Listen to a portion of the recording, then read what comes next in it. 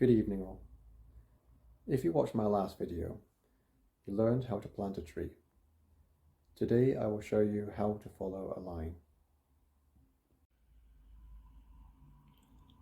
We will start with tree spacing. It is important when planting for commercial timber to place the trees at the right distance from each other, which is usually at about 1.8 meters to 2 meters. This encourages the trees to compete for sunlight and grow straight up. If the trees are too far apart, more light will reach the side branches, which will cause them to grow thick and heavy. This increases the size of tree knots in the final timber. If planted too close, the trees remain thin and spindly.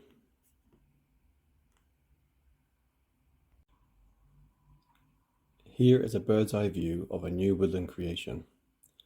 When planting a new area, it is useful to start at the edge of the plot. Planting at a set spacing will normally form a grid.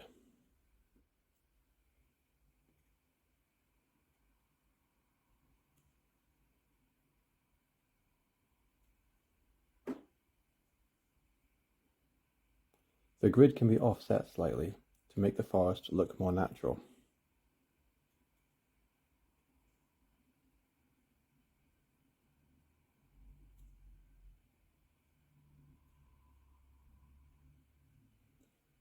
This spacing would create a density of about 2,500 trees a hectare, which is what we need for commercial trees.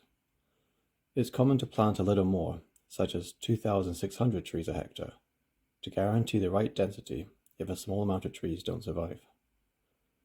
It is necessary to plant along the edge that has just been planted. This boundary between the area that is planted and the area that is not yet planted is called the line. It is very important to correctly distinguish this line. The previous line must be followed by the new line.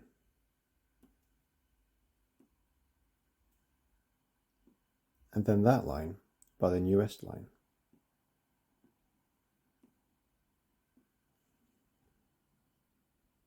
Until the area is completed. There are two problems with misidentifying the line. The first is planting through an area already planted.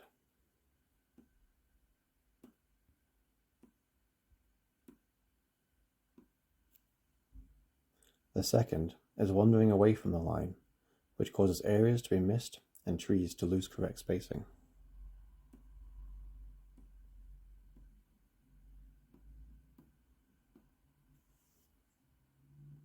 Skill in following the line is essential for all tree planters.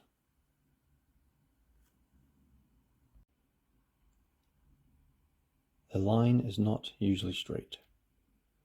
The same principles of spacing and identifying the line apply in all cases. If the line turns left, turn left with it.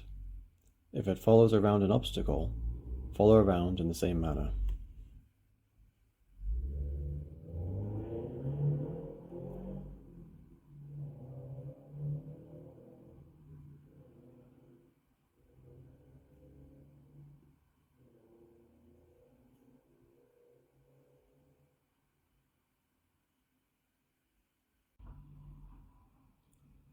To find the new planting position, you only need to measure your distance from the last planted tree and the nearest tree from the line.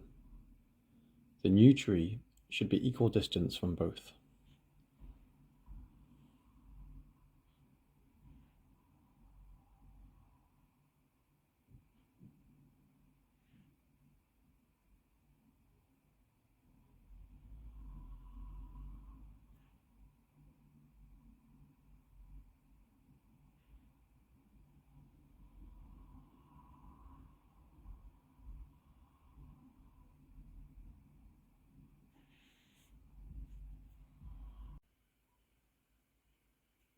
Cattle planting is the term for planting in a team. The first person follows the edge of the plot. The second person follows the line of the first, and the third person follows the line of the second.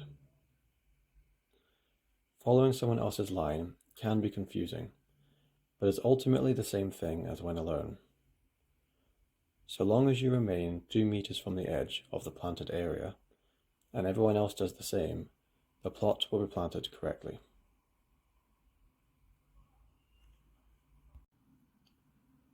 A pocket, also known as a bubble, is an area of ground that has been encircled by trees but not planted. This is a mistake often caused by obstacles, confusing the boundary between the planted and unplanted area. In this case, blue followed the boundary as normal, which has caused a pocket.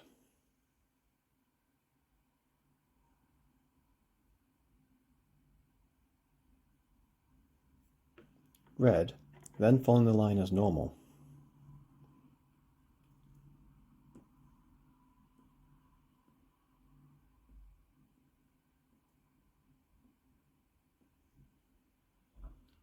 Every planter should be aware of pockets and adjust their movements to fix them.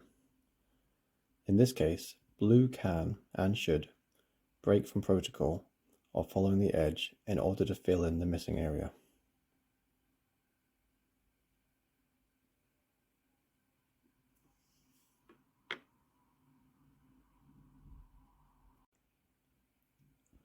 It is good practice to work away from the tree drop to the furthest point and fill that area in first. This reduces the risk of cutting off unplanted areas from the tree supply. For example, if the planter worked up and down, it would lead to the top right corner being cut off. As there is no road leading to this corner, trees would have to be manually carried out to it, which is unnecessary hard work. By filling in the furthest end, you are bringing the unplanted area closer to the tree drop. It's good to start with the hardest and most awkward part first, making life easier as you go on. An unplanted area offers lots of options to tackle unexpected issues, while a planted area has much less options, so magnifies complications.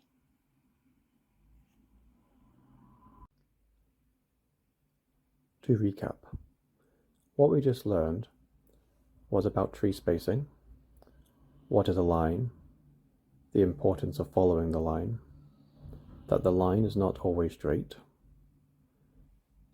how to know where your next tree should go, working in a group, pockets/bubbles, and filling in from the back.